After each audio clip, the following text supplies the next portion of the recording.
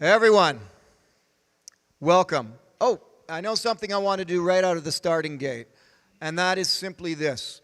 Why don't we all give an incredibly appreciative round of applause for all of these people who put this on, because wasn't it an amazing day?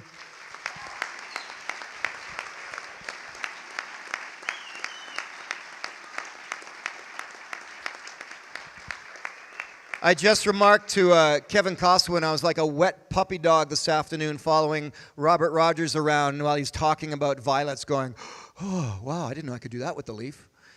Just fantastic. All of the programs, we've been watching them, and really beautiful experiences going on, learning happening, and passion for an incredible amount of skills. And so thank you all for being part of this. Seated before you are four legends. And David Halliday.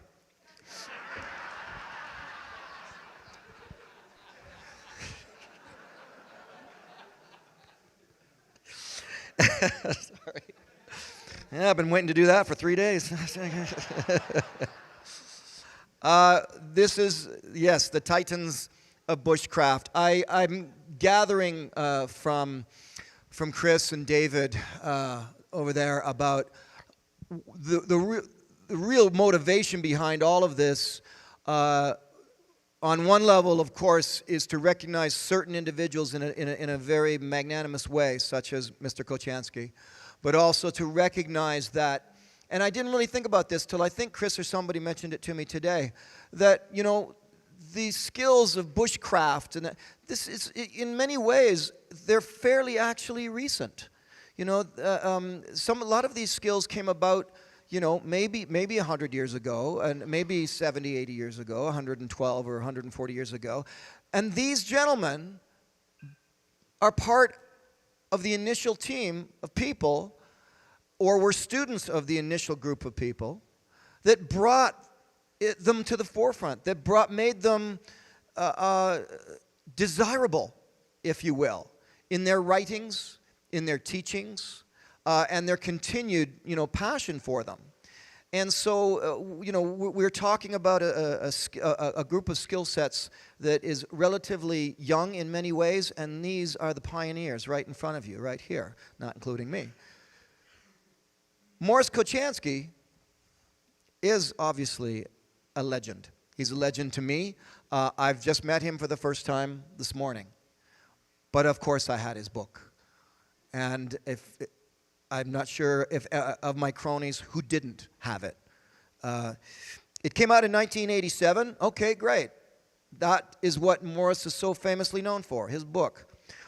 But that's not where it stops. Northern Bushcraft is an incredible book that inspired and put fire under all of us to love and to explore these skills. But I'm sure Morris would agree with this. That is that okay, that's my book. And then there's 40 years of teaching, of educating, of having passion behind these skills, of furthering the research, education, and scholarship of wilderness skills.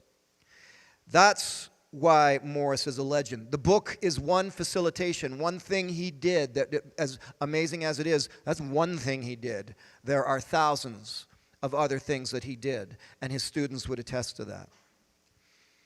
David Westcott, I've been joking with Dave that I didn't know if he'd remember me from back in the day, because I did have the chance of meeting him once upon a time. David started learning skills with none other than Larry Dean Olson. And that was in 1971. He went on to start Boulder Outdoor School of Survival, BOSS. BOSS, in my world, as a survival guy learning in Toronto, Ontario, and going to different places, BOSS was like legendary. It's like, well, you got to get down to BOSS. You almost really were known to have not truly cut your teeth if you didn't get through BOSS at some point. And which means I still have a job to do because I've never been. Here's something Chris wanted me to get across to you. At one point, David did 3. Remember I was talking this morning about the intensity of trying to shoot a whole bunch of shows for the sake of television? Well, David did 3 30 days in a row with 1 day in between each one, followed by 2 more 14 days. He also Yep. You're going to be able to applaud these guys in a second. Yep. He also restarted Rabbit Stick Primitive Skills Rendezvous. Also legendary amongst all of us learning how to do the firebow for the first time was you got to get down to Rabbit Stick. He also, there's a lot of alsos with David Westcott, founding board member of the Society of Primitive Technology. Again, a go-to must-have publication that was in my library and still is to this day. I still have my old copies. Right now, his passion is classic camping, and as a result, he's published his third book just a few years ago, Camping in the Old Style. Before you see a man that is a lifer, point and simple. David Westcott is a lifer. He was there before, he's been there during, and he's there after. This is not something that he's going to lose interest in anytime soon. It's not getting old for David Westcott. David Halliday is one of the, you know what? Yes, I can talk about David Halliday because I've had some time with David Halliday. The words are that he's one of the foremost educators in primitive living skills, lecturer, author, consultant. He's been a consultant on many TV shows. Only one of note, Survivor Man. It's the only one I'm mentioning. And also Castaway, actually, the famous movie. I don't even know how I got in touch with, I'm sure it was one of those things, you got to talk to this guy. You're going to go to Arizona, you need to talk to this guy. And we met up, and it's one of those instant brotherhood moments that you have with certain individuals in your life. And I know David has stories about me. Don't tell them on stage tonight. In private, you can tell them. But I can kind of share them in a more way of brevity, and that is this, that he has always remarked about the fact that when I came to learn from him, I took no notes. I made no recordings. And on my part, that's fine. It's because I adored what he was teaching me, and he didn't know that at the time. Many months later, when he finally got to see the final cut, what he remarked about what he saw and what he never took offense to because I meant it as an honoring situation, I quoted him verbatim, word for word, everything he taught me. And for me, it's because I can't take credit for this hand drill or this pincushion, cherry fruit that I'm eating. But this man could. I needed to quote him verbatim because he was the master and I was the student. My show was just a facilitation of what I could do. It was a party trick. But he was the master, and he is a master. He's calm, cool, and collected. Sadly, I've seen him naked. You can't unsee certain things in this life, ladies and gentlemen. And he taught me the itsy bitsy spider move on the hand drill. And you know what? When he explained it to me that way, I get it now. I get it. We're doing itsy bitsy spider up and down the hand drill. I only got my hand drill because of him. That is David Halliday. All right, that's everybody important. So, once again, I will refer to the words and then I will share my story about André François Bourbeau. My Canadian partner and friend, survival expert, professor emeritus at the University de Quebec, Oshikotomi. I can't say that without butchering it. He co-founded Survival Skills Outdoor Adventure Program at the university level. You can imagine the kind of things this gentleman has been up against in academia to put survival skills into university.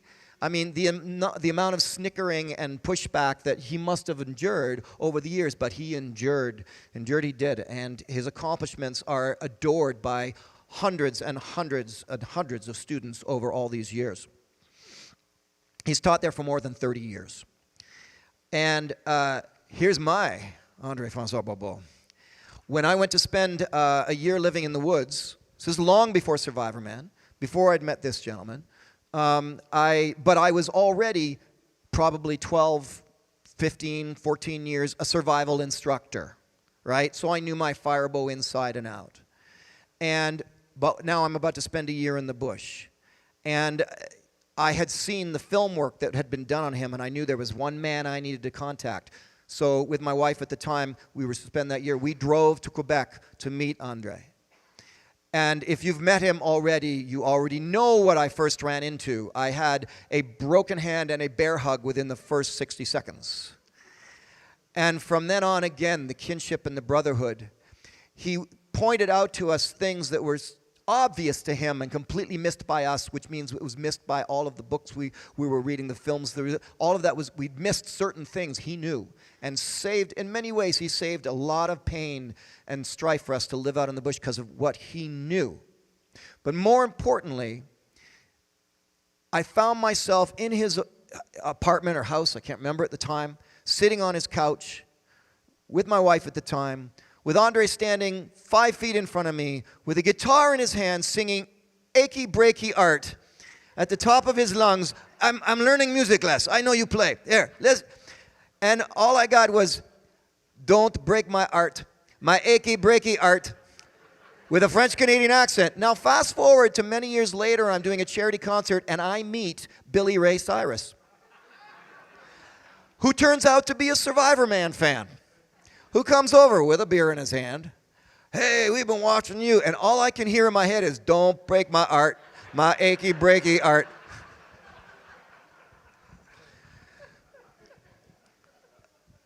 So there we go, ladies and gentlemen. This symposium is honoring Morris Kochanski. We stand and sit and relax and hover on grass in awe of these 4 gentlemen and others amongst us, in absolute awe. That's not to be taken lightly. But we also follow in the footsteps of some other absolute masters. Larry Dean Olson. Hold on, we're going to do this all together. Let's put them together because they were all very much a together community. Larry Dean Olson, Steve Watts, Jim Riggs, Richard Jameson, and Eric Callahan. Now we can applaud.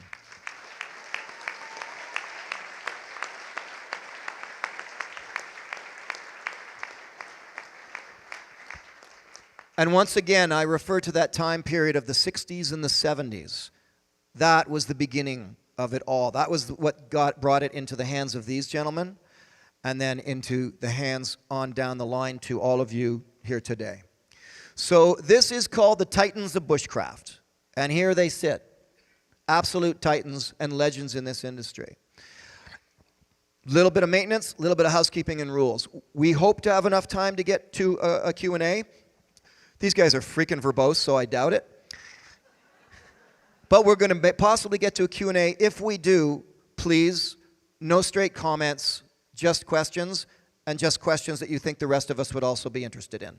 Private comments and private questions, they're still here. Save that for a private time. Up here on the panel, there's also some rules, gentlemen. For you, there's some rules. Please, if you will, keep your answers concise. We only have so much time, so keep your answers concise and not too many wild meandering tangents, Dave. And and we are about to begin. We'll carry on from here.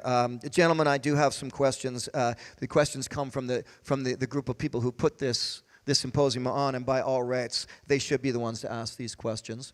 I'll think of stuff along the way, potentially, but please feel free to illuminate us in your answers. The first question I want to actually start off with is my countryman, Andre. There are 2 Canadians sitting up here on this stage right now. And I will say, I'll give a little backdrop. You know, as Canadians, you know, we pretty much know that we own the courrier de bois.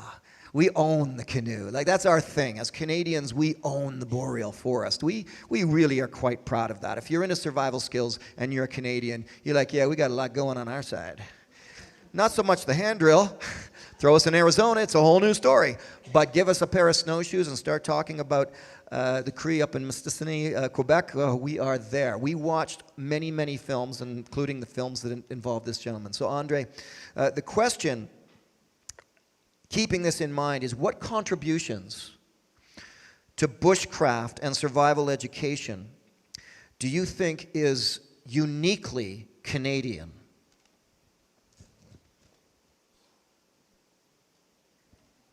We'll be back after these short messages.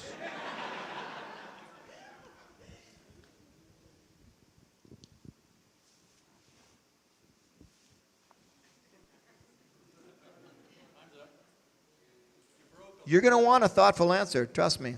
This is due process.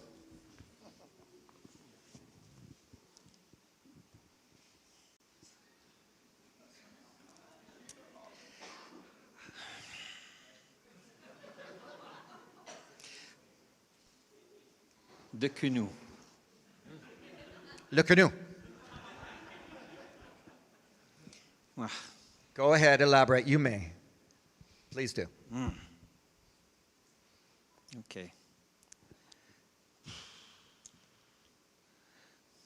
There was more fur trade in Canada. That's one thing. And therefore more canoeing. And I can't say anything more intelligent than that right now. Well, how is that uniquely Canadian? Minnesotans might say, oh, we had the canoe too, you know. Maine might say, we had the canoe too, you know. But the main fur trade routes go up north and go out west into Canada. I'm not saying they didn't go into what is now the northeastern forest trail, you know, of course. But at the same time, just a little bit more of it north. How is it unique to Canada? How are bushcraft skills? How are they unique to Canada?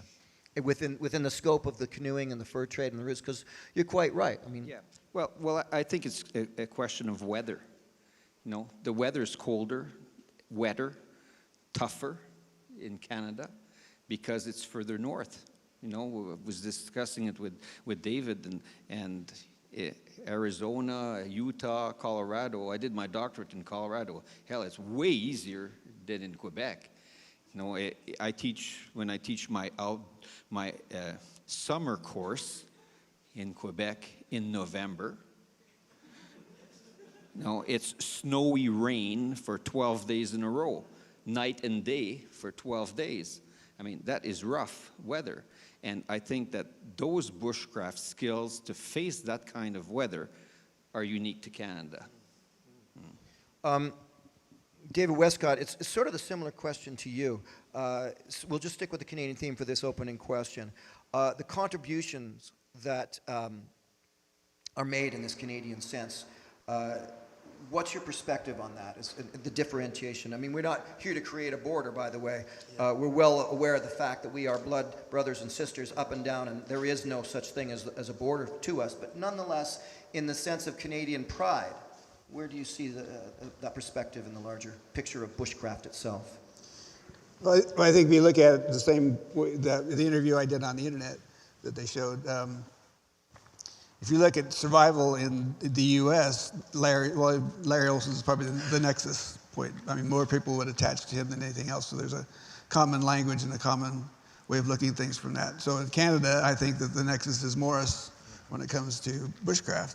And as a result, you all speak the same language and you all radiate kind of from the same energy source. In the U.S., in bushcraft, we don't have that. And so it's just kind of this psychotic thing going on down there.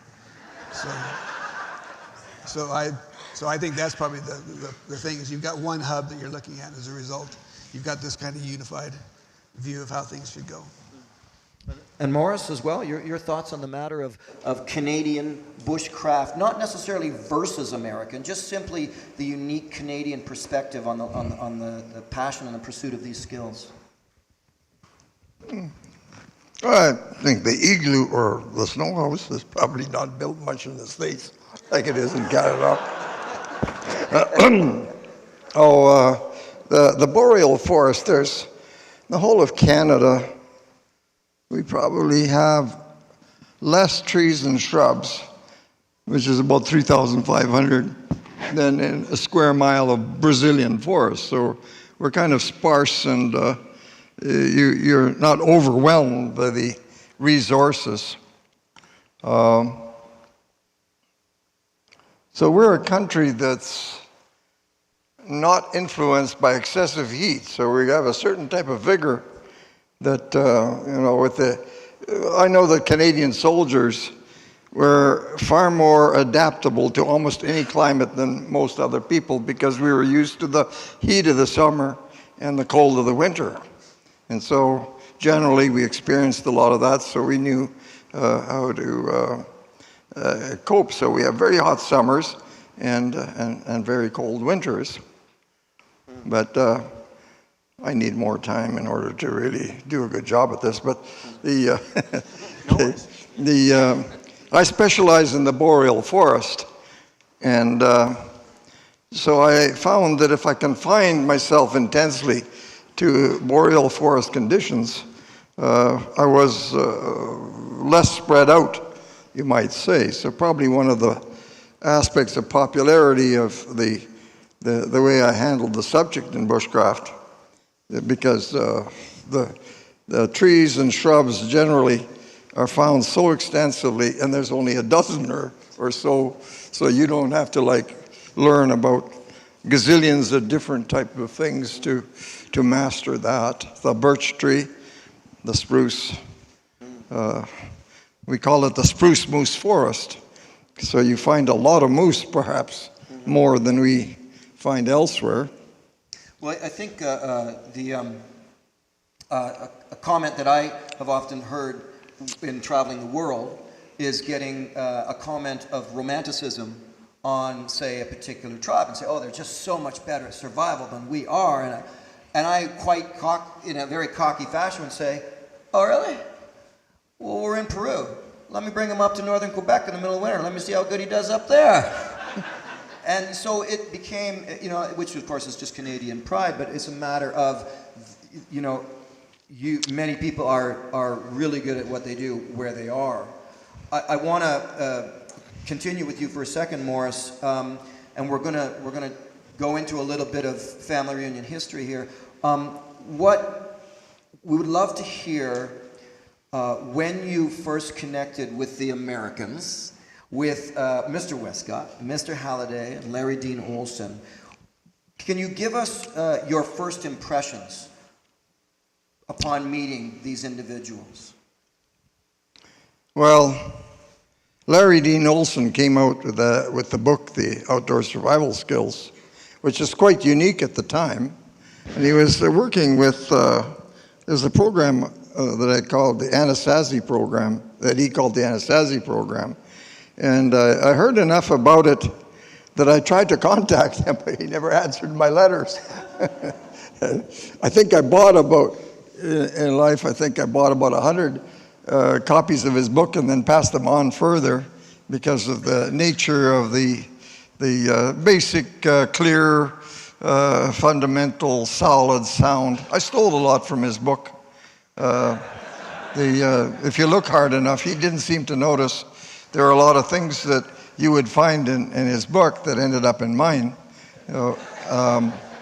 The situation was that, as a matter of fact, I'd have to stop and think, why did I end up going to the rabbit stick? You invited me? Okay. So I met Dave, who came and visited with me with regard to, I think, winter skills. And I ended up going there. And I was really looking forward to visiting with Larry Dean Olson. And he was like I thought, is it me? He's like a slippery pumpkin seed, because I sidled up to him talking, the next thing he was gone. And so I never could really sit down and really get to, until the wood smoke affair where we sat for hours and talked. But up to then, I could never ever pin him down long enough. And I had to depend on pinning down his children. When I discovered his children were these events, I would have them answer all of the questions. And the phenomenon with Larry Dean Olson's book, I bought every edition. So I have this many editions. Every edition had something different about his family. Like, for example, the original illustrator was his sister, I think, or whatever. And the kids were flabbergasted how much I knew about the family, and all I derived the forwards and the information I found in the books, because it changed slowly and other things, and they were quite impressed. I seemed to know a great deal about their family. That's all I needed to do, was become familiar with what was said in that regard. And how about the two Davids beside me here? Your first impressions? Well, David I think my impression was that Boulder Outdoor Survival School was going to incorporate a winter aspect to what they did, and actually eventually they would come to my place.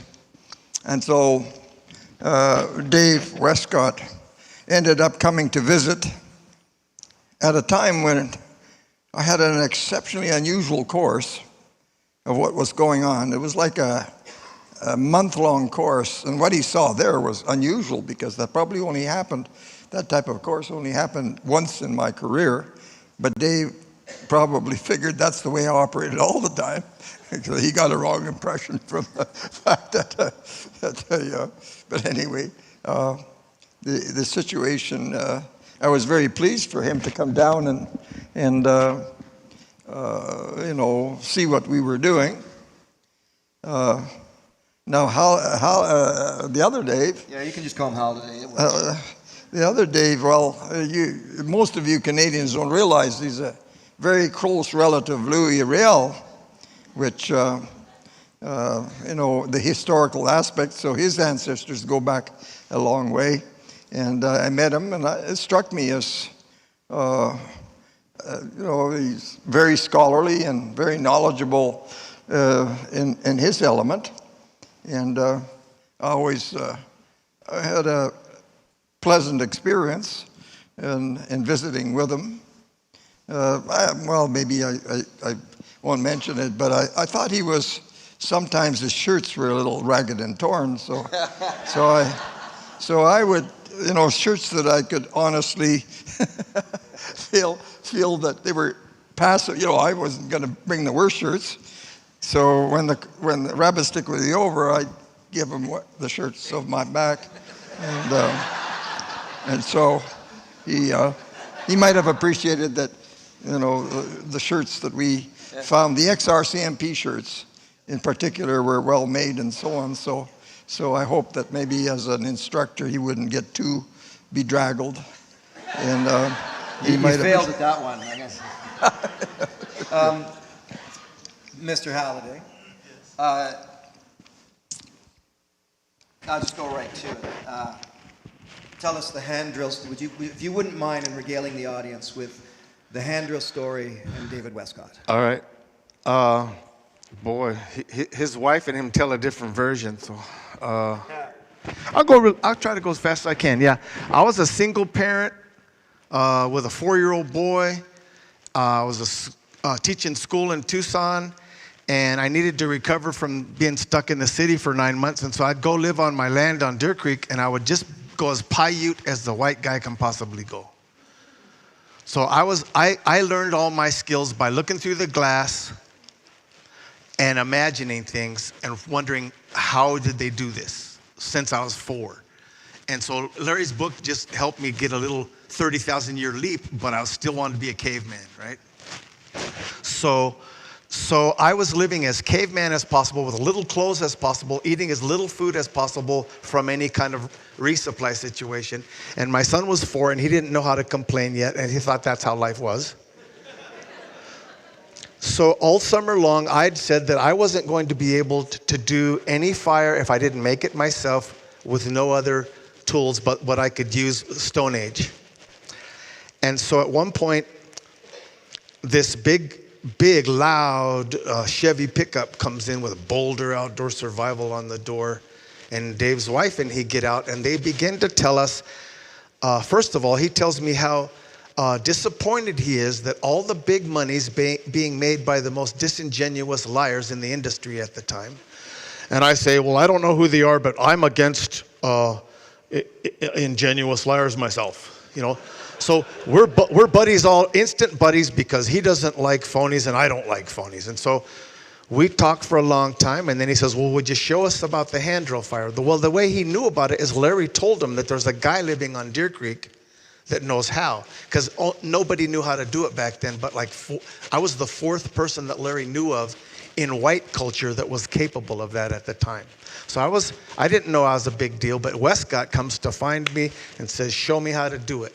So I fail, and then I fail, and then I fail, and I fail, and it's summertime, and it's getting dark. That makes it about 9:30 or 10. And so I've been failing for hours now after talking about ingenuous people who talk a lot and can't do what they say they're going to do. And so I got huge blisters and never got a fire. And I laid down and I took that hand drill and that hearth and I just threw them. And they're not very heavy, so they only flew about 15 yards. They landed in a sumac bush, lemonade berry bush. And they didn't hit the ground, but I didn't know that because it was too dark. And I laid down and I went to sleep. And normally I get up and pee about 3 or 4 times a night. That night, I didn't wake up. And I woke up in the morning at 4:30 or 5 in the dawn, light dawn, with drooling into the sand, looking across the fire. And the first thing I saw was that hand drill and that hearth in that bush a long ways across the way. And I said, why didn't those work? So I went and grabbed them. And I got a spark first time down the spindle.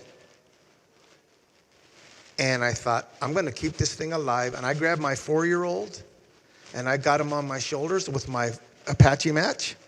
And I marched to Boulder, Utah, the 7-something miles, or it's probably only 4.5 across the mesas if you cut, off. So I went cross country, got to Dave's trailer, and I think it's late in the day, and he's just waking up. It's like 7 in the morning now.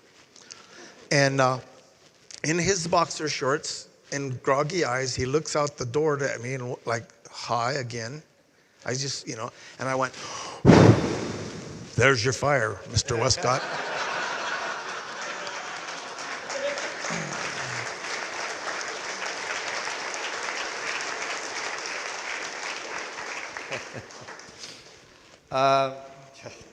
Follow that.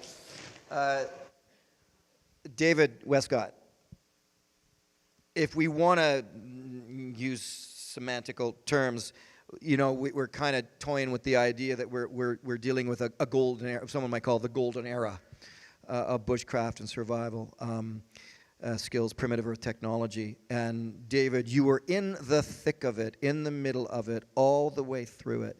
Can you reflect upon that fact for us? Can you share with us we know what it's like here and now, and everything we've been discussing for 36 hours here, but what was it like to be part of all of that, if you can reflect upon that?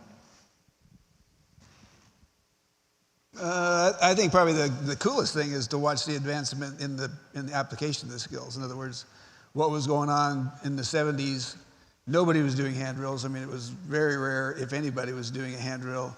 Pottery was still pretty much unknown, how to do that kind of stuff. So everything was really rudimentary. Even though there was lots of good books on it, there was not that many great practitioners. And they just all of a sudden started bubbling to the top. And when we started Rabbit Stick, our whole goal at Rabbit Stick was for my staff at Boss to meet as many of the best instructors as we could in the shortest amount of time. And so we started Rabbit Stick and just sent out a letter and said, if we did this, would you come? And lo and behold, we had probably about 50 people. The first one came, and then it's grown to over 600 each one we do now.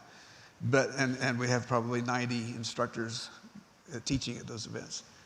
But the level of expertise is just mind-boggling now. What is available to a person today is what was available to a person in 1970. And the level of teaching has grown so far so fast that a lot of people don't realize that they really are standing on the shoulders of people who put a lot of time and energy into rediscovering how those things worked. And I think a lot of them are getting lost in the mist as we go forward. I'd like to keep that from happening. The fact that these people were very important to what we're doing. And so that's the coolest thing, is to just have been a part of that legacy, watching it develop. I'm just going to riff off that a little bit. What are the ways to keep that legacy going in your mind? Well, first learn it.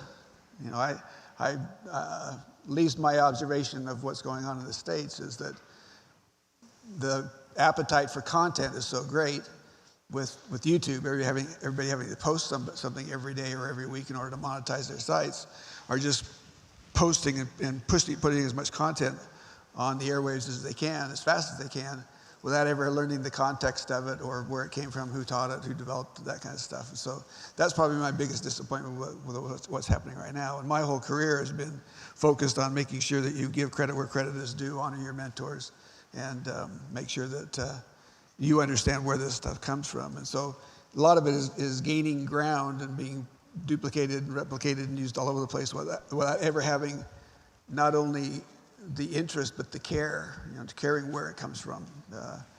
And I think that's short-circuiting the quality of a lot of what's available out there, because it's just scratching the surface. So it's lots of information that deep. And I think I'd like to see that change, that people really take time to investigate stuff deeply. So I think that's an important point as far as we would just superficially call it, putting the time in. I touched on the five senses becoming the sixth sense. That takes time. Kelly is speaking to the fourth skill, which is essentially the same thing. It's really digging in, going from I was taught this to I've been experiencing this for some time now. So now, even though I was taught it 4 years ago, I actually only understand it this weekend. And that, I agree, is something very, very important to these skills. Andre, your talk this morning was detailed, I believe, a bit on this next question. So looking for a bit of a summary here. But so if we are to teach these skills in a way that we can present authenticity in them, and I'm thinking of the BOSS programs and all these different programs where in the end you kind of come home from the weekend going, glad nothing went wrong that weekend.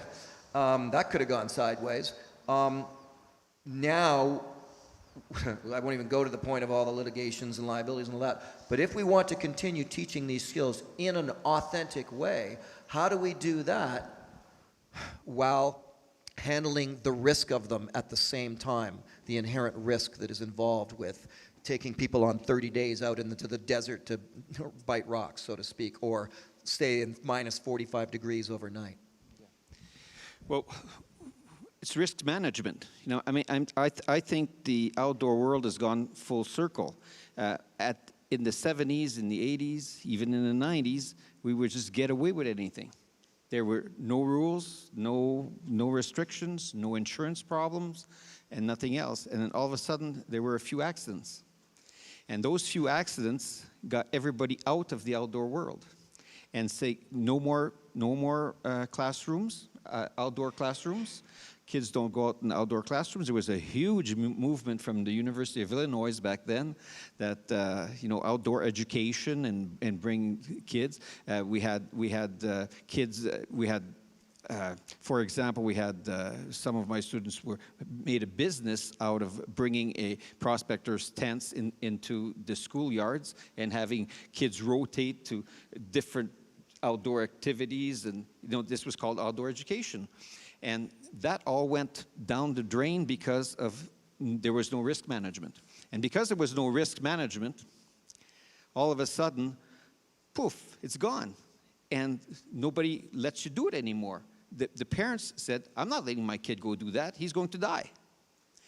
And now it's starting to come back because you're proving to everybody that risk management works, and we're bringing everybody back up to the level that is necessary to get it done right.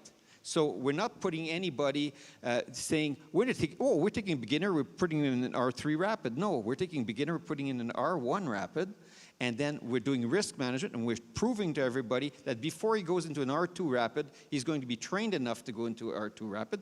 The teacher is going to be trained enough to go into R2 rapids.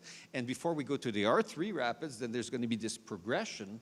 And risk management is doing that because it's proving to everybody what we've done. So the only way we're going to get this to go full circle and to come back is through risk management, unfortunately, so that we can prove to everybody that it's not dangerous if we do it right, or it's not more dangerous than anything else. And in risk management, we always say, you go skiing, you break a leg, normal. You go hiking, you break a leg, not normal. Why is it not normal? And it has to become normal. And in Australia, for example, they had a death of a kid in a canoe program and in a school.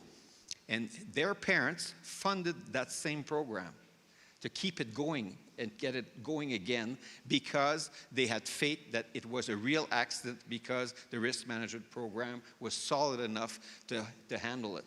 Okay? So we're going full circle, and that's, I think, the answer. And I have a more intelligent answer to the question you asked me the first time. Yeah. Riff, go my friend, go my friend. It's black flies and mosquitoes. Yeah. Now, the difference is, and the difference for bushcrafter, you have to understand this.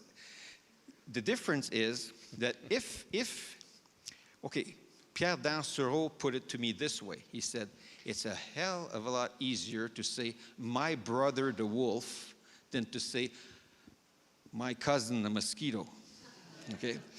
And if you want to, you know, a little nice nature, nice fun nature and everything else, that is so easy in a place like Colorado, because I had a motorbike there and rode it every day of the entire year except for 3 or 4 days in January.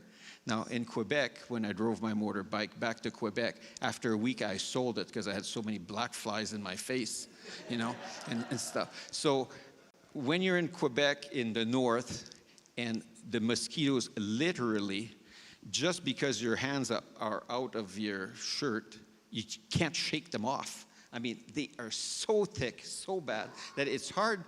And it's the nice day after the rain phenomena. It has to rain to feel the right day. So if you're a Canadian and you're way up there and you're into this bad stuff, you appreciate so much more the time, the day that it's beautiful out and that it's nice out. And then, like, you've been through hell and back, through these black flies and cold and mud. And so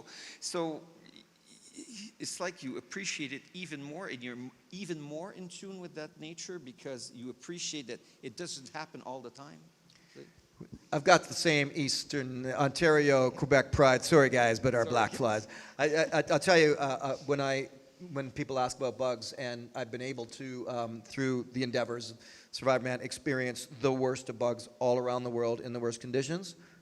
Pound for pound, Ontario black flies. That's what I always say. No, I'll show you bugs. And it always comes back to the black flies. I want to go back to your first commentary, and Morris, I want to ask you. I'd love to get your reaction to that. What's your thoughts on the future of this? But keeping in mind the fear factor of the problems of litigation and liabilities, and the fact that so many schools and people are afraid to teach a teenager how to hold a knife, sort of thing. What's your thoughts on this and moving forward, and how we get back to, I guess, a better time of this? Well, there's a evolution going on in some respects,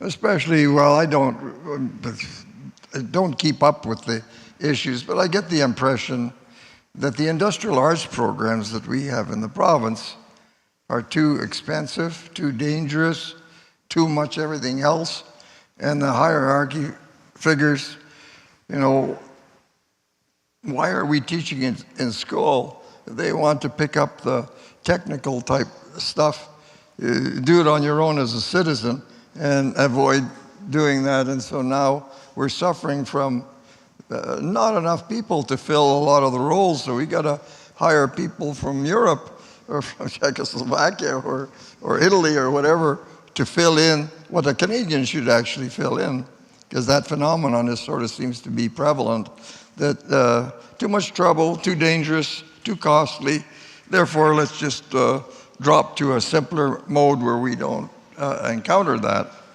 Now, if we're talking about outdoor ed, my take on the subject is, well, they stopped asking me going to the outdoor ed conferences when I started to decide, write a great big E on the blackboard, and then a little O that you mistake for a period, because the big E and the O is so small that you might often say that we can't be creating environmental desecration by lighting campfires and building lean-tos and all that sort of stuff that kids respond to. And so there is no outdoor ed. But there's a few other things that come up. The sensitive environmentalists sort of are saying, well, we want to learn more about Brazil, but they neglect to learn more about their own doorstep, you might say. And the big problem that I see in outdoor education, working with our kids from kindergarten to grade 12, was that the phys ed teachers who traditionally produced the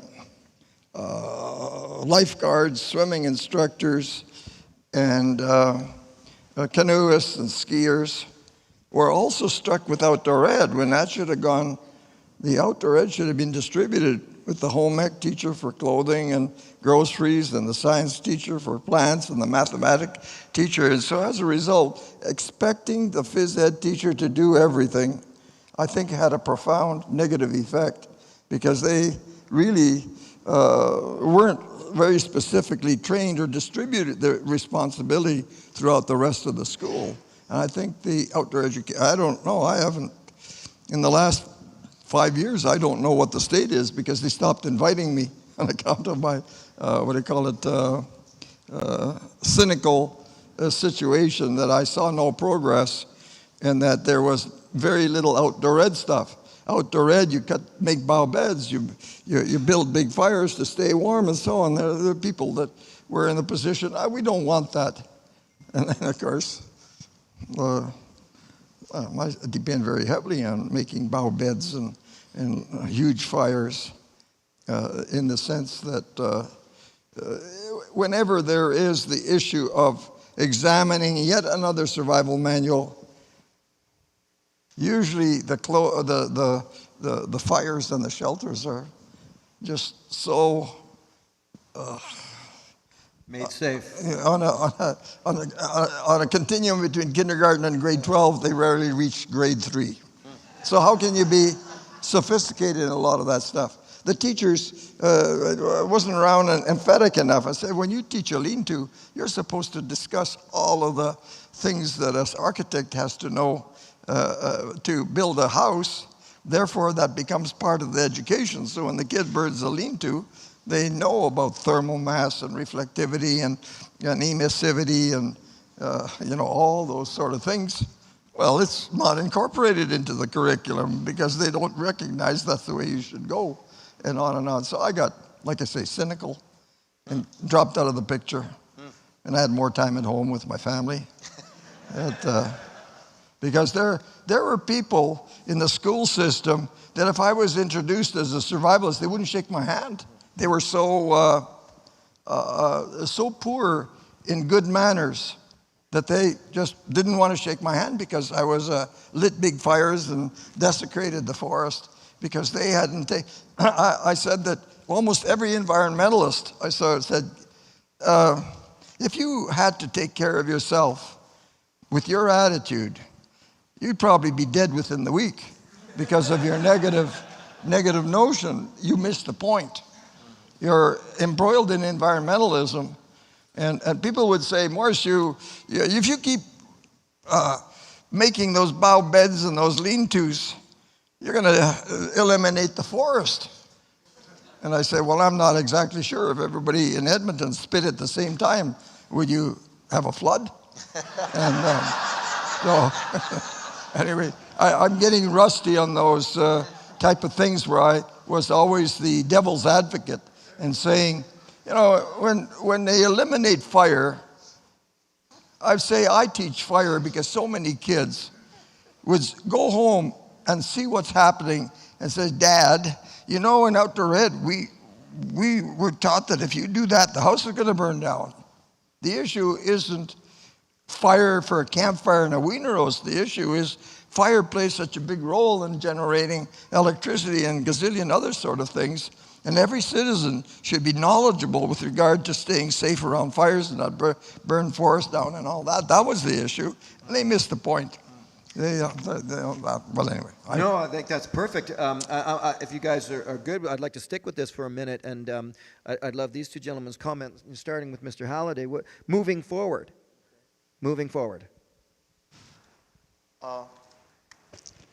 I don't like the fact that people that are the most ingenuous and incapable knife handlers become representatives of knife companies. Stuff like that. So without being nice at all, I'm going to say, if I pretended to be a doctor, wouldn't I go to jail? If I pretended to be a police officer, wouldn't I go to jail? That said, I hate the paint by numbers world where we're going to make everybody go through some standard in order to become something. Because I'd never become anything if I had to do that. You guys have decided I'm worth being on this panel by my actions, I guess. I hope I'm not just blowing hot air. I've done some things. Wait, you don't have your certificate in Bushcraft? I don't have a thing. In fact, my college career ended, my scholastic pursuits ended the day I met Larry Dean Olson. So moving forward then. Yeah. I mean, moving forward, obviously. So that, saying that, I'd like to say that how do you create a system of creating credibility without squelching the free spirit of the event? Because otherwise you've created another series of laws, and we're complaining about some of those laws right now. How do you do that to our world, our little survival world, or our outdoor living skills world, without pinching it into some little tiny corner where only people that aren't bothered by that can become instructors? How do you get an instructor certificate? Because I got one from Dave Westcott, but he never told me I did. He just kept inviting me back. But when I met this amazing educator over here, Morris Gahansky changed my life because I saw how much he was thrilled, like us, by the subject matter. But it was the most important thing, was accuracy and truth in subject matter. That's what thrilled me. And I'd like to see some way for us to create that pattern without squelching, without making there be some kind of, Nazi step, let's all get in line and be perfect according to who, And so I'm kind of a rebel that way, but I'm really, I'd almost like to leave it alone if it's going to go that way. I don't think and let phonies just drop out because everybody figures it out. Well, I don't think you're a rebel at all. I mean, that's a murmur of discussion that's been going on, and Chris and I were chatting about it. You've been shut down. I'd like to see honest people make a good living because they're honest, and then have some way to regulate liars. I mean, it happens in the medical industry often. Sometimes it doesn't. Well, I might. Yeah, you know what I mean. No, but I think in responding to Dave, one of the pushbacks I might say is, well, they tend to sometimes expose and regulate themselves, without us having to focus on them. And I agree. When we were discussing earlier, I was thinking what would Jeremiah Johnson say? Has he got a certificate on his cabin? Mr. Westcott, could you also your thoughts on how we move forward with the teaching of these skills and potentially even bring it back to the way things were or advance? I think if it gets people outside, go do it. Just get the more people outside, the better. And I think that's a good thing. What about the outside? What's going to happen to it? Well, it'll take care of We itself. already know that, as Morris told us, all the trees will be cut down if we build too many bough beds. So. Yeah. But I think get people outside is number one, and if they're going, more power to them. If you're looking at it from a profession, and you're talking about being a teacher, then I think that's a little bit different. Yes. But at the same time, I agree with David. If you're doing something that ends up stifling creativity, then you've ruined the whole thing. So there's got to be some way that, and I don't, I think it's been an argument for a long time across the pond how this should be going forward. And I don't think they've even answered it after 20 plus years. So as recent as it is here, I don't know if we're ever going to get there either. It'd be nice to kind of get it by the hand early and decide, well, I don't have the answer. Well, actually, I'll respond to you a bit, and I think Mr. Bourbeau might be able to answer. Sorry, I'm jumping in front of you there, but another thought it was put to me this morning is, well, in many ways, what can happen in situations like this is right now we're behind that. Now there's some kind of strange and weird accident that happens to some school student somewhere. Now the government is saying these skills need to be regulated. We were in front of it now. Now we're behind it. Now we're playing catch up. And then they're saying, well, who? Well, let's call Mr. Kochansky and Mr. Westcott, and let's get 20 people in a boardroom, but we're playing catch up because somebody died. So it does become, this is a very sort of ugly, messy discussion that we aren't going to solve here tonight. Everyone understand that, but it is important that all you instructors out there hear what these gentlemen have to say. And Andre, I can see you've got something there, so I'll turn this to you. Yeah, well, if somebody has been a rebel, guilty, for example, bringing students, getting a 40 cords of firewood dumped on the university land right in front of the university, and getting my students to go chop it up and sell it to people for financing and ways to learn how to do that. I almost got crucified for that kind of stuff. And in academia, you can just imagine, I'm going to take them caving in Mexico. Okay, I'm going to take them on a bicycle ride from Colorado to California over the Rocky Mountains. And I did it. And I was a rebel. And lots of people, like so many people, put fences in front of me, and they didn't want me to go there. And they didn't want me to cut firewood because they looked, oh, he's cutting firewood. No.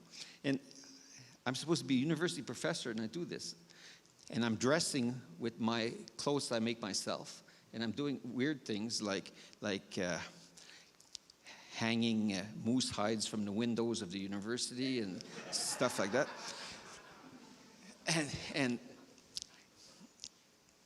But how did I get away with it is what's important. Because on one day, I'm riding my motorbike down the stairs. And on the next day, I'm producing a scientific report which is spot on. See? And it comes back to what David were saying. Do it right. Do it clean. Do it perfect. And they cannot complain. See? And this is what we have to do. We have to do it right, do it clean, do it perfect, like irreproachable. When I want to take my students to Colorado, it was this thick, and the students had made it. So every single thing that they want to say, you can't take the students across the Rocky Mountains because of the van, because of things. And what are they going to learn? Well, I took 4 courses. They were going to learn philosophy of outdoor education, leadership in outdoor education, research in outdoor education. So we were testing outdoor gear for the research part. We were going to Loretto Taft campus in Illinois. We were going to visit a nuclear factory. They were going to learn English. And we documented every single thing and did it right. And the document was this thick, see? So anything that they could possibly imagine putting in against us, sorry, we got an answer for you. It is perfect. And they cannot do anything about it, see. So science is very important too. And I was discussing with my buddy and partner, Manu Trancard, Dr. Manu Trancard, who has replaced me at the university. And we're discussing this a lot. He is bringing science. into wilderness survival. Like, I mean, pure and hard science with peer-reviewed articles in scientific magazines. So he's proving that the research in wilderness survival and the research in bushcraft and people like Linda and Teresa and all the others that are, and Lisa, they're doing fantastic things with academia and bringing it back on the map as a true and studyable subject that is possible to publish in peer-reviewed things. And because it's solid, it's straight, nobody can say anything about it, and we gain our letters of nobleness through that, and other people appreciate it anyway because it doesn't prevent us from being a rebel. See? It doesn't prevent us from being a rebel and being colorful. But we have to be colorful and at the same time be serious. Can't do one without the other. I think what you're hearing is vital and important information from all of these gentlemen, because many of you are instructors and work with kids and want to move forward in this and can trip over your own feet and your own ideals and thinking it's all just cool. Rebel, yes, but methodical and meticulous before you can be a rebel. As they say, you must learn and live the rules before you can start breaking them. Now, I want to shift this only into same sort of place, but a friendlier subject matter. I'll start over on my left, and we'll go through. Clearly, we are all knowing that all four of you gentlemen, we want many, many, many more years of instruction from you, inspiration from you, guidance, and learning. That said, there are new crops. In a word, or, of either a school or a person, who is there today that that's out there now, that's vibrant and teaching skills that we might not know of here at this conference that we can look to? I'll start with you, David. That's hard to stick with just a couple. I'd say that, are you talking about schools or people? Schools and or people. Whichever your choice. Well, we just had the pleasure of the Boulder Outdoor Survival School allowing the old-timers to come train them for a few days to tell them about what it used to be like. And it was their idea. So they brought a bunch of us old-timers over there to put them through the mill and trying to figure out how to. And I was really encouraged to see how great and powerful and loving and strong and capable. There's a lot of young people out there that are great. So not to name any names, all of them impressed me. And I go away saying, I think I would with confidence send anybody to that school right now because I think they're going to get a good experience. David, and we didn't used to be able to say that because we didn't know them anymore. Yeah. David Westcott? Accepted, I'd say probably in the field, probably Tim Smith, Jack Mountain Bushcraft. He's not here because he's out doing what we're talking about. Yeah. So I'd say he's an up-and-comer who's doing some pretty cool stuff. So far as somebody who I've been stealing a lot of information from lately, and he's pumped out some really, really good stuff lately, that's Don Cavellis. The stuff he's doing on podology and fuel consumption, stuff like that, is head and shoulders above just about anything else I've seen in the field. And I'm stealing this stuff left and right and using it in my classes now because it's so good that, yeah. I'll add my own to this, that if you're ever in Ontario, there's a little, sort of a hard-to-find fellow. You can usually reach him through David Arama's school, but his name is Doug Getgood, and he is a wonderful man to learn from on all respects. So Doug Getgood in Ontario, Southern Ontario, out of Toronto, is someone who I recommend. Morris, nowadays, who do you think is carrying the flame well? I haven't kept up on it. Maybe I'll suggest it was me. Done. Well, I have 20 acres of land, and for every tree I cut down in the profession of trying to teach survival, it sprung up on my property. Because the piece of land I acquired was open pasture, and when I stopped mowing the hay, spruces and trees came up thick as your hair in my head. When my son was born, someone gave us some spruce trees, and he is 48 years old, and that spruce tree, one of the spruce trees is bigger than a hug. Now, I couldn't really feasibly go to the expense of making a sewage field in the common sense because of the lack of the percolation in the soil. So our family would produce probably a cube of human manure that's maybe like 6 by 6 by 6 on an annual basis. And in a few years when it would compost, it wasn't flushed down the toilet. It was put on my fruit trees and my raspberry canes and all that. And as a result, I tend to grow very dense, flourishing raspberries and that sort of stuff.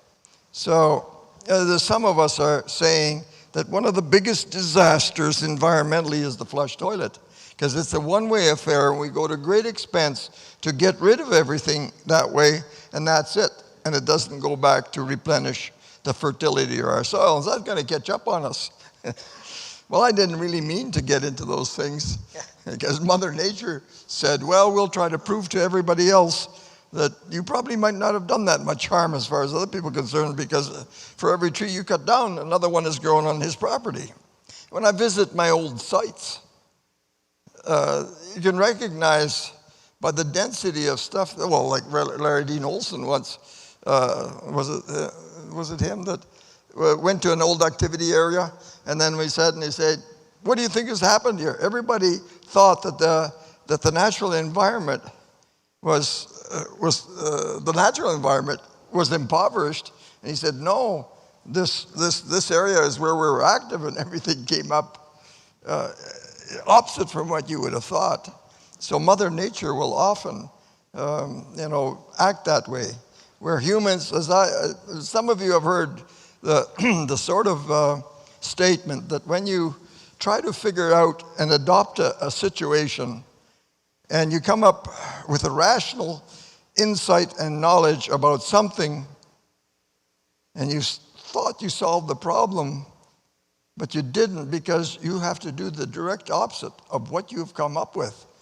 And humanity doesn't appreciate that as an option. Check to make sure that the opposite is far superior to what you came up with. And I think it's happened. I say that because, like I say, I didn't mean to have the bush come up on my property, thick as hair on your head, to replace the trees I cut. But when I did cut them, an awful lot of people were asking me to act as if I shouldn't do that. And that was inconsequential. I couldn't teach people how to build a lean-to without cutting a lot of boughs. I couldn't teach people how to build a comfortable bed so that an injured person would stay comfortable till he was evacuated and stuff like that, because a lot of the people were not professional enough to see that you should know how to utilize the forest. And when you utilize it properly, well, it's repugnant to make it worse. It doesn't fulfill any requirement to try to keep it pristine and so on, but you can make it way better than normal if you know what you're doing. Therefore, it can be an improvement. And if you don't think in those sort of ways, usually, it's a subtle thing. But I've lived long enough to see the consequences, and the consequences weren't the flack that I got and had to defend myself. Fortunately, I was in a position to have enough authority to make my mark. But usually, how would I have guessed that there would be a tree for every tree I cut down in my career that has sprung up on my property?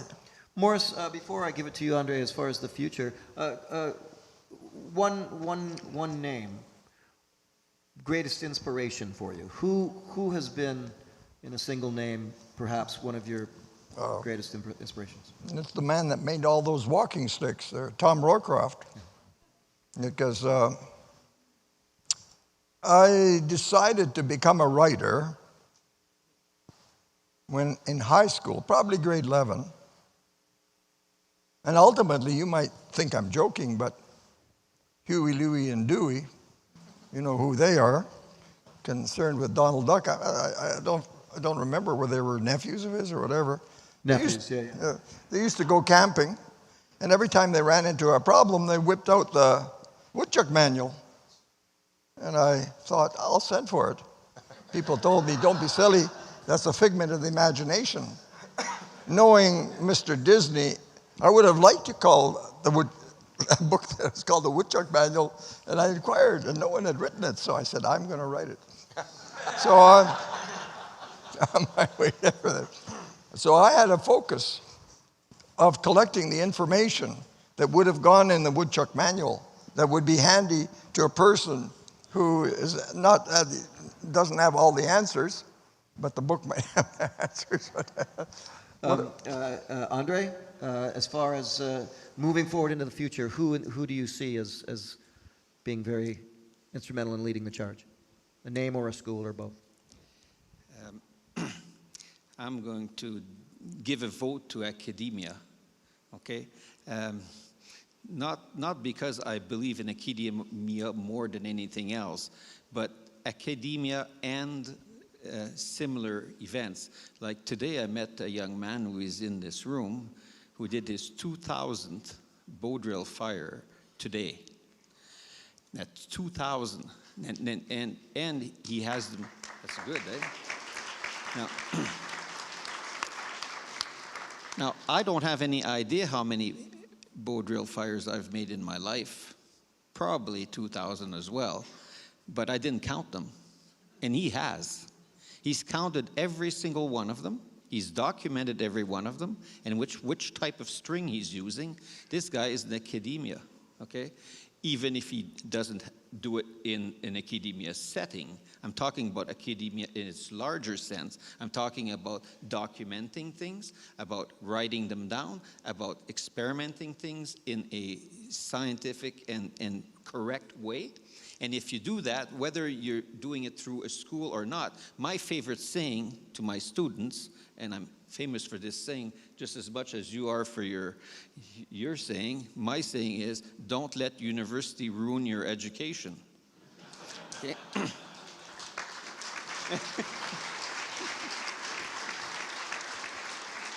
And I've done weird things with that.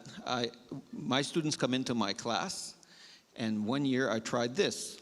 Now, you other academia guys, you try this, okay? I told my students, fine, you're here now in front of me, 24 of you. You've all got A's in this course right now. End of discussion, now let's learn. Okay, earn it, is what I told them. Earn that A. And the students all applauded, and they all earned that A. Okay, and I didn't have any grading to do, nothing else. I just made them earn, they just earned it, okay? And it was fantastic. And then I got called up to the dean's office. Mr. Bourbeau, what the hell are you doing? You're not allowed to do that. I said, fine. So I went back, and then next year I said, class, last year I had a problem with everybody having A's. How do you feel about everybody having a B? It'll be a B plus.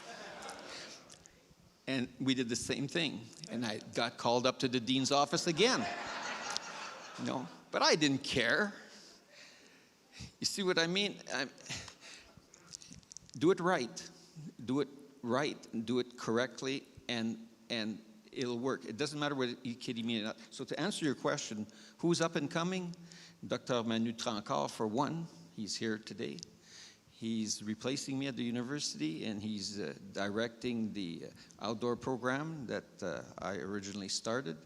He's also getting involved very heavily in our outdoor research laboratory, which I founded back in the 1990s. And he's doing scientific research on all kinds of things, like on the shelter shapes, and doing it in a scientific, methodical way, and publishing it in magazines. And there are others too that I know of that are some of my former students as well, that are now at the doctoral level, and some of them are doing doing things like with adventure therapeutic education with kids that have cancer, and proving with a scientific method that taking kids out on trips will help to them to recover from their cancer problems, and specializing in that. And then I see several academians here from the UK and from everywhere else that are doing incredible research on bushcraft skills. Teresa, for example, with right on the specific topic of tanning hides. I mean, we wouldn't have seen this years ago. So the future is looking very promising to me because of all you youngsters that are way better than I will ever be from now on, okay? David, you... I think one of the things we've neglected to pay attention to, and that is history. You know, I think we're at a point to where bushcraft has kind of come on fully formed, and it's exploding right now, but I'm not sure that people are sure of what their history is. And I think if I did some content analysis just by picking out videos that people were teaching things, little tricks and things like that, and I could probably identify 90% of what they were teaching from the masters of the golden age of camping, the 1900s up to the 1930s. More people were camping in the U.S. than any time before or since per capita. And so there was just hundreds of books published on the topic. And all of that stuff now is finding its way into bushcraft skill sets without ever having any understanding where it came from. These guys were the guys who wrote it down. They were the ones who preserved it from their frontier heritage, had the direct connection back to people who used that on the land. And I think they need to be recognized. I think this idea of the elders of the tribe needs to be recultivated in our movement. The fact that there is a history, that there is somebody back there that we need to realize is important. You know, people have heard Kephart and Nesmuck and maybe Warren Miller, but other than that, I don't think probably people could name a dozen names that came out of that time period. And I think you ought to know them all. I think they ought to be honored. Those are the guys those are the guys whose shoulders you're standing on. So history, I think, is important. History allows you to have a roadmap to the future. If you have no history, you're just kind of blowing in the breeze. So learn your history. I think that's an incredible point, Dave. And I know, again, Chris Noble and I were speaking about that fact that there are maybe many or few, either way, there are names that the new generation, if you will, or younger instructors need to know if you don't know it. If you saw a TV show and thought it'd be cool to teach a firebow, nuh-uh. There is a radically important and valuable history behind that skill. And these gentlemen beside me here are the purveyors of that history, a massive part of that history. Gentlemen, with your permission, do you feel enough energy to take a couple of questions from the audience at this point? Yeah? So I think Chris, I'd like to do that. I will remind you of the rules. Again, no commentaries, please. And if it is absolutely necessary, concise, and then the point of your question. And no personal questions that can be answered on another occasion. So what I'd like to do is I'm going to open it up. We're going to take just a few, and then we'll be closing the panel discussion. But we're going to take some questions. They can be for everyone. Or they can be for one person. That would be fine. So we've got a hand up right here. Yes, sir. Yes, you gentlemen. Yes, sir. You can yell it out and I'll repeat it. Would be fine. Okay, we got a microphone. My question is forest kindergartens in Sorry, microphone to your mouth. Forest kindergartens in Scandinavian countries. I've seen a few documentaries on them. They start out at 5 years old. They're in the forest. They're all issued knives at a kindergarten level and instructed in the use of them. And they go out on nature walks and they climb trees. Okay. And the question? Well, do you think that might be a way forward into the future? That here, like Morris was talking about the local Alberta school board, Okay. Could they be convinced on? So, and it'd be a that's question why- for all of the gentlemen, I assume so. So, Yes. forest kindergartens, which is the concept of starting very, very young with children in the forest and learning skills that might be otherwise potentially questionable. I'll give a quick brief go on that. First of all, I taught my son how to use a knife by giving him a butter knife and mushrooms when he was 4 years old. And there is a thing called the Children's Nature Network that Richard Louv has begun down in the United States that I'm just in love with. The basic concept is to get kids back out in nature. But when it comes to these skills and so on, and what this gentleman is questioning, you look like you're ready to first there, Dave. That's how it works at my house. I can imagine how it works at your house, David. Oh yeah, that's what I've been there. Yeah.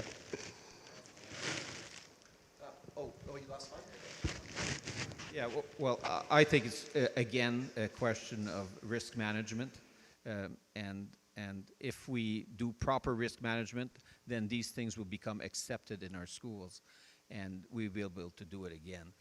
But we won't be able to do it without risk management now.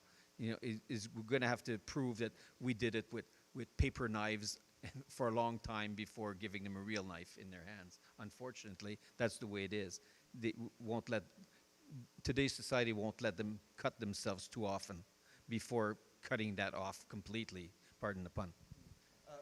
Morris or David Westcott, do you disagree with what's being said about going really young? Well, I have had the privilege to work in the Hutterite colonies.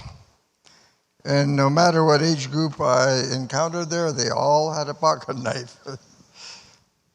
So whether, you know, as far as I could tell, from kindergarten if that was they felt naked like if they didn't have a pocket knife. I don't know as much the girls, but the boys definitely had. Because I learned when I would peel a tree, thinking I was going to demonstrate, and when I turned my head, they were all peeling their own tree. They got their pocket knives out, and so on. So I got the impression that the older people in the country probably either didn't care whether or participated in making sure that they knew how to handle a knife as soon as they could handle a knife. So. You made a really good point there, Morris. I should have said it too. My son and my daughter, when they were 4, had the butter knife and the mushrooms. Dave, I don't imagine you're going to disagree, but. No, I'm going to disagree, other than the fact that I think you need to get paper knives to university students. It gets pretty scary when you hand a knife to somebody who's never handled one before. And I think we've almost skipped a generation of people who got caught in that time warp between the time where industrial education programs were taken out of the classroom instead of, and computers replacing them, and teaching kids that computers were the future, and to where now we've got people in this movement that are saying, no, we've got to get back to nature, and we've got to reconnect the hands and the heart and the head, make everything work in unison. But there's that gap, there's that group of kids now that are becoming adults that scare the heck out of me. Because they just had no connection with the outdoors and no connection between their heads and their hearts and their hands. And so they're just kind of bumbling around. We need to grab those people because they're going to be the next voters, and they scare me. Well, all of this said, and yes, and again, my children played in puddles with leeches, all of those things, because the natural fear is, there is no natural fear. It's not there when they're that young, spiders and creepy crawlers and all this. But again, I think it's important to keep Andre's caveat involved there, that if we are educators and if we are doing this, we do need to do it in this methodical, very well risk-managed way, or we are open to mistakes. And then as soon as there's one, we're all held accountable. So there's one of you takes a student out foolishly and irresponsibly. Everybody in this room is now apologizing for you because of the way you didn't properly teach knife handling or so on and so forth. So I think Andre's caveats will always remain vital in this discussion. We'll go with another question. You have someone there? Yep, go ahead. What is the hardest situation you guys have been in, and how did you guys deal with it? What is the hardest situation we've all been in, and how do we deal? Boy, pull up a cup of tea, folks. You know, I answer this question on so many occasions. I don't want to steal the stage and answer it, except that, I would just say one thing. I always get asked the question of where's the hardest place? And here is my answer, and I know my Canadian associates will agree with me. There is no hardest place. There's only a very difficult temperature, and that's freezing. When it's cold, it's hard. When it's warm, you have forgiveness time. So for me, I don't care if I'm on the side of a mountain or the edge of a volcano. It's always about temperature. So for me, that is my hardest situation, is being in the cold, because you can't stop. You can catch your breath when it's 60 degrees Fahrenheit, but not when it's minus 45. Anyway, sorry. Hardest, most difficult situation you've been in. A Vietnam vet that I know, a machine gun toting marijuana grower from southern Arizona said, he said, the purpose of life is to polish our souls. And women and children have been the most abrasive agent I've encountered so far in life. So, yeah, being in love with people and not necessarily feeling connected to them has been the roughest thing in my life. There you go. Yeah. And gentlemen, I know that the questioner probably meant in the wilderness, but And I'm gonna know, allow that. I know, but I could keep it real short, No, because no. otherwise it's a lot of long stories and I can't go there right now. Yeah. David Westcott, most difficult. Well, my stock answer to that is I was a survival instructor, so my job is not to get in difficult situations. Yeah. So I try to avoid everyone I can. I know there's been some pickles, but that's been my profession, is to see people get people to see their way through hard times and to solve the problems before they become something that's going to be too difficult. That's like the question that you get all the time. If you only had one knife in the outdoors, what knife would it carry? I think I can count on one hand how many times I've been outdoors with only one knife on me. So, you use the one you got and you make the best of it. And the same with hard situations, you just try to make as best you can. So I really can't, well, other than bears coming into Wikiups and pulling people out the door in the middle of the night. Okay, not going to let you off this one. Go with that. Bear pulling you, bear in the Wikiup, go.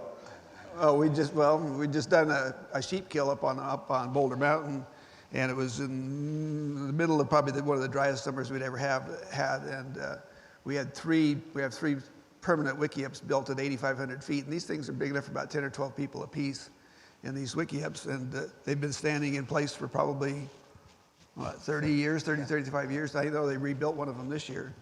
And we had just done a sheep kill, and it was this drought, so things were hungry and things were dry.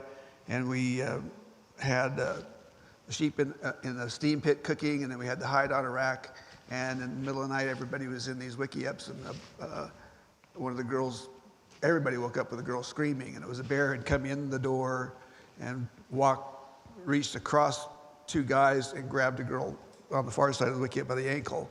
And she saw the bear coming in and was halfway out the door and screamed, and the bear let her go. And so everybody was beating on the bear's head with logs, trying to get it to go back out. So it stayed there all night long, just out of the firelight. We built a great big fire, and it would stay in the shadows, just going back and forth all night long until finally we left.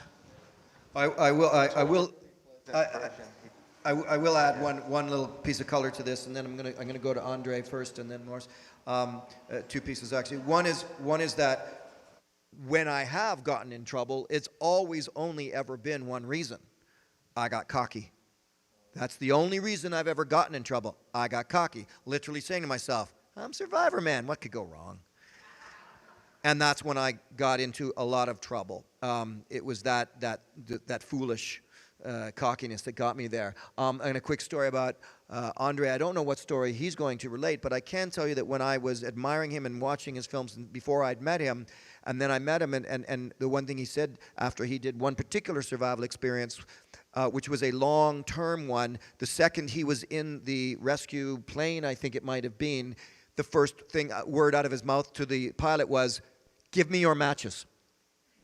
That was it. Give me your matches. Right there. All he cared about was getting that pack of matches more than anything else. But I didn't want to steal your thunder, but I never forgot that ever in my life, that was part of your story. So toughest situation. Well, I was on a lot of voluntary things, but toughest one is the same as you. I got cocky. Springtime, on the Saguenay River with a new girlfriend. That'll do it.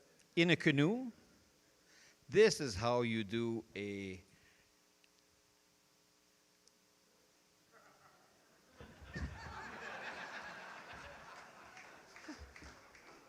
draw. And I'm in freezing water with ice at 6 o'clock at night, and it gets dark at 6:30, and I'm floating down, and there's no way I can shake out that canoe or do anything. And I'm in a little wetsuit with just like this. And it got dark.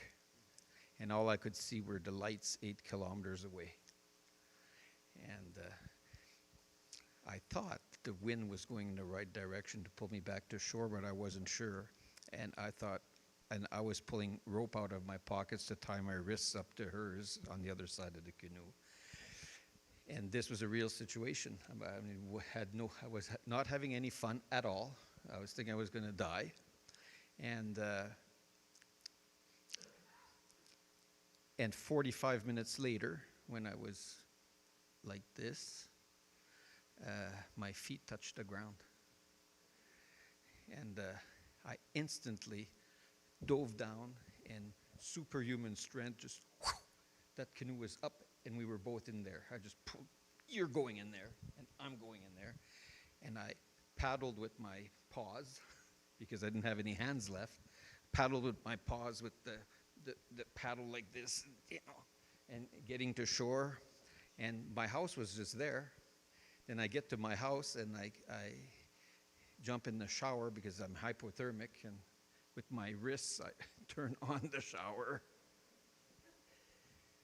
And then what happened before that is while she was in the canoe, she started yelling and screaming. Like about 2 minutes after she was in the canoe, she was yelling and screaming. And yelling and screaming. And, like this, And I said, calm down, it's going to be okay. But 1 or 2 minutes later, I was down in the bottom of the canoe going, because when you get your feet frozen, like our whole body was like that. And the whole body was unshaking, and like, and unfreezing. It was grand old time we got into that shower like this. Morris, in your... All that because, You got cocky. yeah, showing off. Showing off. That's what it'll do it every time. Morris, in your pursuits, most difficult situation, dangerous situation. Well, I'm trying to think because there is which one am I going to talk about? Yeah, exactly. Because there's so many opportunities, simple and otherwise. Don't jump in a snow bank with a moving vehicle expecting that the snow will cushion you, because it doesn't.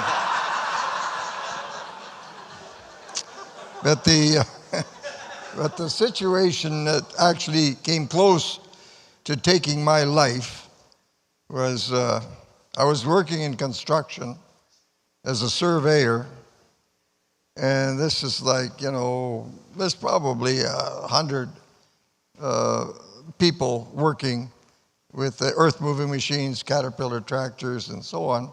And we moved to a new road, and hell for doing all that, but I thought, well, they can only give me hell.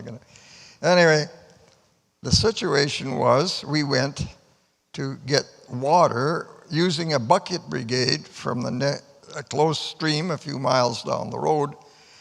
And I saw all kinds of posters around that said, don't ride in the bucket of an earth mover. And I learned that maybe you sort of like say, well, what's the alternative?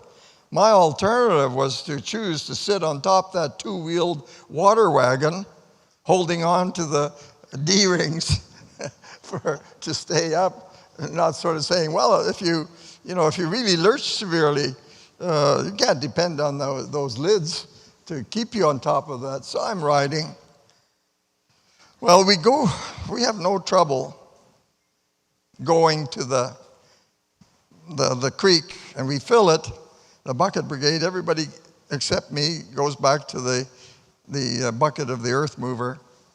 And when the earth mover was decelerating to turn off the road, it unhitched. It's a two-wheel trailer. It's like 200 gallons of water. The hitch digs into the ground, and as I lurch forward, and I figured that because I was a gymnast at one time, that it saved my life. My hat was flying off, and when I hit the ground way ahead of the trailer, I was really badly, what do you call that, rash, when you get falling off of motorcycles? I had an awful lot of rash, awful lot of this arm, and I tumbled. And as I pulled the lid off, it followed me and hit me next to my spine. And of course, I hit the ground and I was knocked unconscious as far as I understood. And the water came out of the water wagon on top of me, so I was laying in a large amount of water and mud. And when I hit the ground, I lost all recollection. I got the sensation after that I had a noon meal, and we had an opportunity to go and lay down and sleep. That's the sensation I had during that event. And then I actually wake up probably an hour later, and I'm wedged between two mattresses covered with mud. And the hospital was 50 miles away, and there's a fellow in the back of the truck sort of, peering down, trying to take care of me. And I had difficulty breathing because I was wedged between two regular, bed mattresses. Well, the debriefing, when I got back after a long time, I sort of, tried to structure what happened. And when I flew off and I hit the ground, I was laying there in this pool of water, and everybody, was very concerned. They came around me, and they were scared to touch me because I really flew a long distance through the air, and my back might be broken, so they were afraid to move me. And I essentially had to be the medic because when I had no recollection of this. This is the audience is telling me. They said that, well, I'm cold. You should, what if your back is broken? And I said, my back isn't broken if I can lift both legs off the ground. So I proved it. I said, my back. Well, except that I must know something about that. Well, what should we do about you? Or get two mattresses, roll me on one and put another mattress on top and take me to the hospital. I'm telling them everything they need to know to be able to do it. And without me directing them, they were like, that was an era where there wasn't, not that I remember, a single first aid kit in that camp or a first aid person and so on. So fortunately, I was able to direct them and tell them what to do. And when I got to hospital, and I say, I was very lucky. It didn't hit me in the spine, but near there. It was so excruciatingly painful if I moved. And the doctors were concerned that they had to keep me for quite a while. Besides that, there was probably, just a token doctor instead of there being a hospital full of doctors. And that was the worst thing I think I ever did. Maybe that's why I walk the way I do. Andre-Francois Bobo, Morris Kochansky, David Westcott, David Halliday.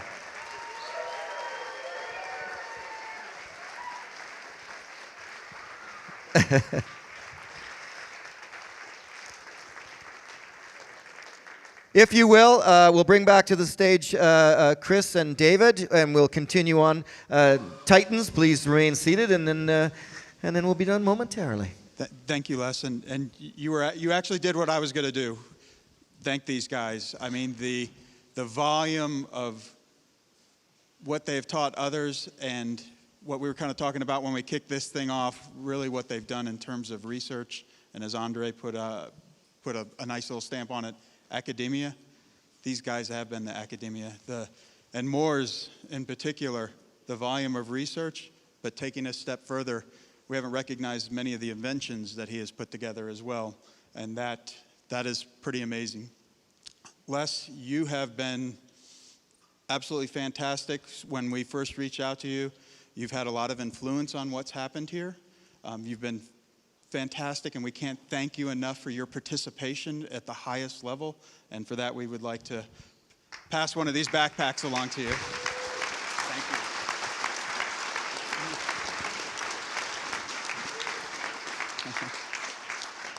And as a thought leader and moderator tonight, we would appreciate you passing Absolutely. these out to the rest of our keynote speakers Ladies tonight. and gentlemen, again, once at a time, though, Mr. Andre Francois Barbeau.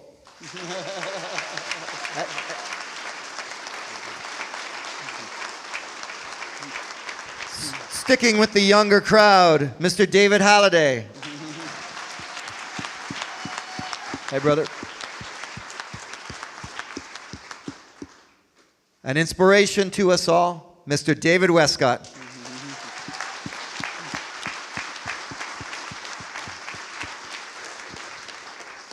And the legend in person, Morris Kochansky.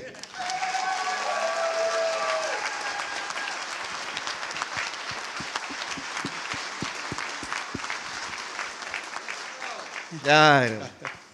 And if you guys would indulge us for just a minute, would it be possible if we could get you guys together towards the front of the stage and give an opportunity for folks to take pictures? And I know we would like, as the Global Bushcraft Society, to capture some pictures as well. No, Morris, can we get you up and get some pictures too, please?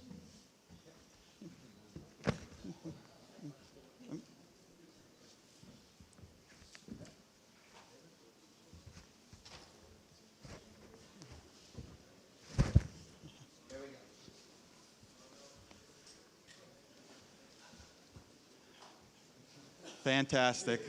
One more time, people.